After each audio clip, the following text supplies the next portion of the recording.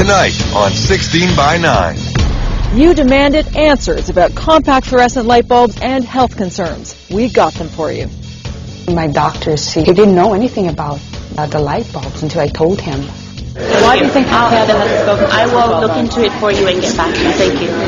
The golden ticket. No, not the one for the Willy Wonka candy factory. There's another ticket out there, much sweeter than this one. The other ticket's about to give a Canadian girl a taste of U.S. history. It is my great pleasure to inform you of your selection to come to Washington, D.C.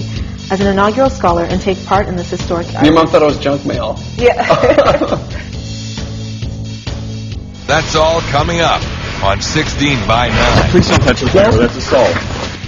Talk to us about this. I don't need to talk to you. Can you have me? Oh, I'm sorry.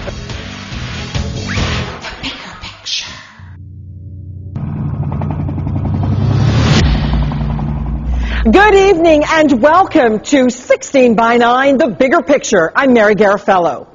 Headaches, body aches, skin problems. After our recent story about those eco-friendly curly bulbs, boy, did we hear from you. You called us, you emailed us, you wrote us letters. Hundreds of you from coast to coast worried these bulbs could be making you sick. Some also worried about dirty energy. You wanted to know what our government is doing about it. Alison Vushnick tracked down our health minister to get some answers. I have 400 emails from Canadians saying that they're getting sick from these bulbs. They just want to know that their government is looking into the issue. What can I tell them? Well, I will look into that. I've been in this job for 2 months, so I'm not aware of the study. We wanted answers about the compact fluorescent light bulbs some people say are making them sick.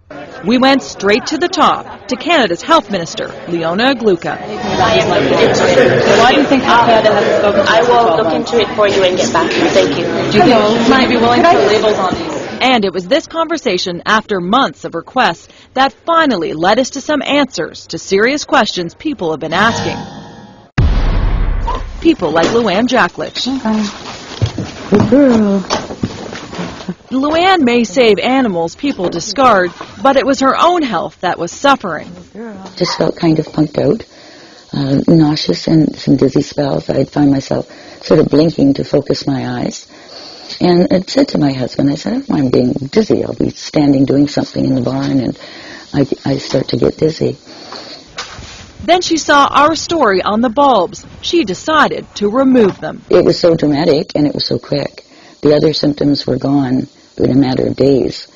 I think that it had to have been the bulbs, because once they were gone, everything else was gone too. That's it. They're all gone.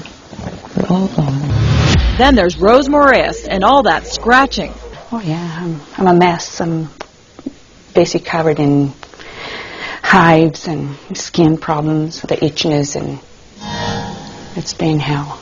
Rose has lupus. British government health authorities tested the bulbs. They tell us people like Rose are more sensitive to the ultraviolet radiation the bulbs give off. These aren't immensely hazardous levels, but they were a surprise to us, and they shouldn't emit UV.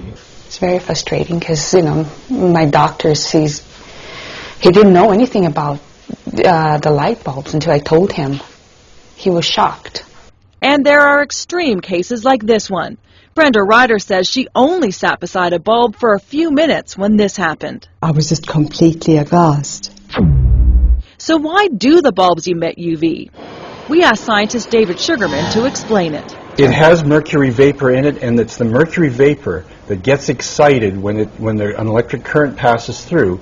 And when the mercury vapor gets excited and goes back to being not excited, it gives off a little bit of ultraviolet light. That's what excites the coating and makes it give off light. And those long tubes do as well. All fluorescent bulbs give off a certain amount of ultraviolet radiation. But British health officials say the problem with the curly bulbs and UV may be how close we get to them.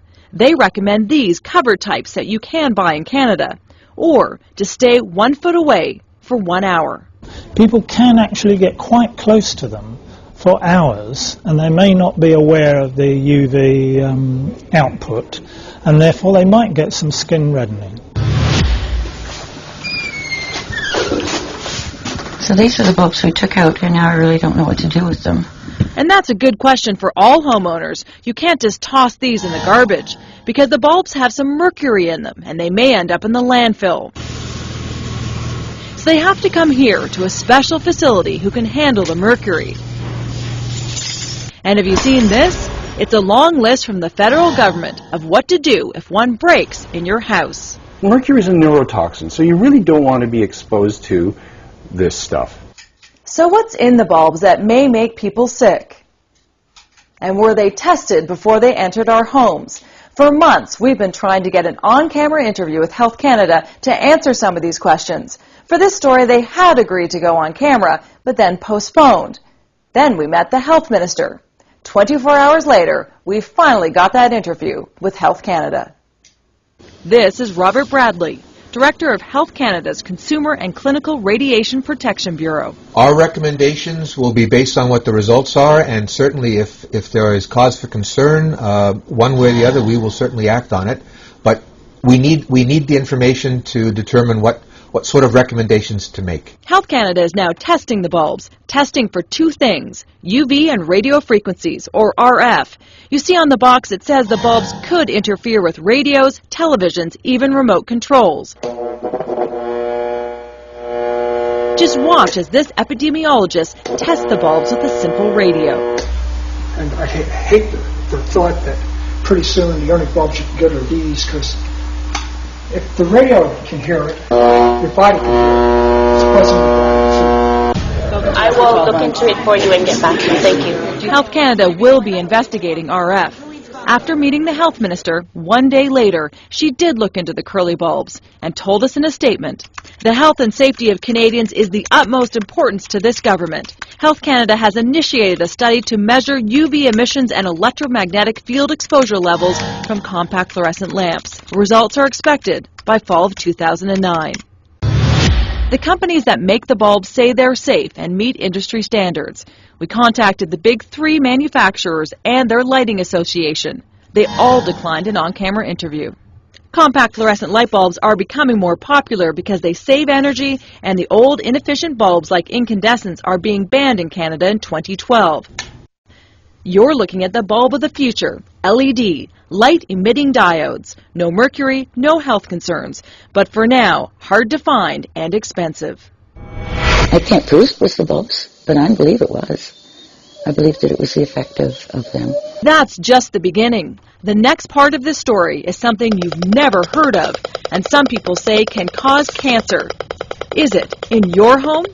Next on 16 by 9. You've got a reading of over 800, 700 gram Stetzer units. It really should be below 50. If you have a story for 16 by 9, call our tip line